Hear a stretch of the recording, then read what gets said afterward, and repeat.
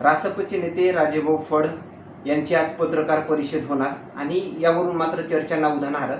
महायुतीतले काही जे कार्यकर्ते आहेत त्यांना पण वाटलं की राजेभाऊ फड हे नेमकं विधानसभेसंदर्भात काही घोषणा करणार का, यावरून चर्चांना उधाण आलं आणि खरं तर ते आज माझ्यासोबत आहेत। आज पत्रकार परिषद घेतली, तुम्ही काय भूमिका आहे?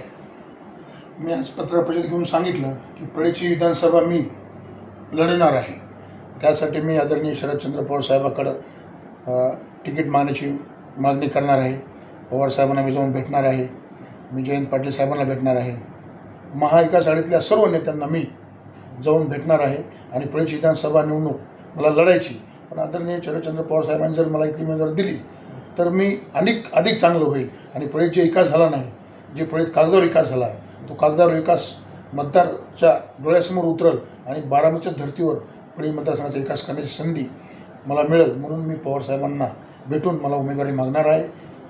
खरं तर रासपचे नेते म्हणून तुम्ही काम करतायत आणि तिकीट तर राष्ट्रवादीचं मागतायत महाविकास आघाडीकडून। नेमकं या संदर्भात रासपचे जे नेते आहेत महादेवजी जानकर, या संदर्भात त्यांच्याशी काही बोलणं वगैरे झालं? मी जानकर साहेबांशी माझं बोलणं झालेलं नाही, प्राथमिक चर्चा झाली एका दिवशी। मी जानकर साहेबांची भेट घेणार आहे की इथली जागा ही महायुतीमध्ये त्यांच्याकडे आहे आणि महाविकास आघाडीमध्ये पवार साहेबांकडे आहे। तर आपण परळीच्या लोकांची इच्छा आहे, परळी मतदारसंघातले लोक जे बोलतात की इथं कोणीतरी नवीन चेहरा आला पाहिजे आणि कोणतीतरी निवडणूक लढली पाहिजे, म्हणून विचार केला की मी परळीचाच आहे, माझं इथं काम आहे।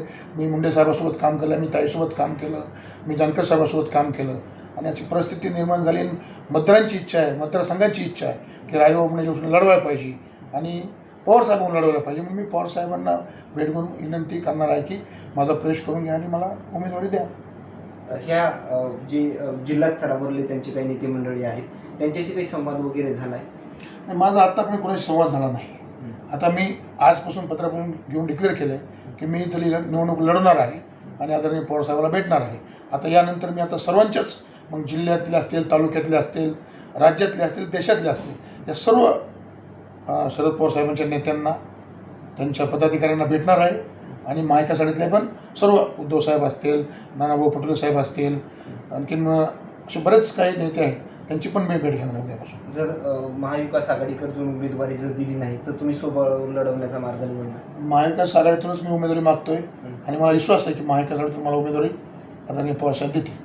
धन्यवाद। हे होते रासपचे नेते राजेभाऊ फड आणि पत्रकार परिषद पार पडल्याच्या नंतर या आलेल्या प्रतिक्रिया। मात्र परळी विधानसभा निवडणूक ही लढवणार असल्याची भूमिका त्यांनी स्पष्ट केल्याची पाहायला मिळते। मात्र यानंतरच्या दरम्यानचे देखील असेच नवनवीन अपडेट्स आपण सूर्यधन चॅनलच्या माध्यमातून देण्याचं काम करूया।